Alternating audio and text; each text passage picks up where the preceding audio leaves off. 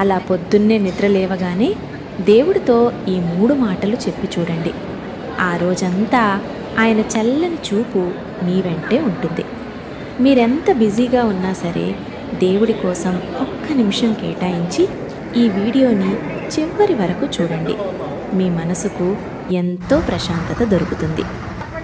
మొదటిది, తండ్రి, నా జీవితాన్ని, నా పనుల్ని, ఈరోజు మొత్తాన్ని నీ చేతుల్లో పెడుతున్నానయ్యా.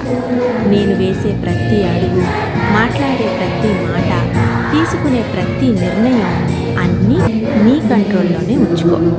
నా ఇష్టం కాదు ప్రభువా, నీ చిత్తమే జరగనివ్వు. రెండోది, నువ్వు తోడు లేకపోతే నేను శూన్యమని నాకు తెలుసయ్యా. నీ అద్భుతమైన ప్లాన్ ప్రకారం నా ఆలోచనల్ని, నా పనుల్ని నువ్వే దారి చూపించి నడిపించు.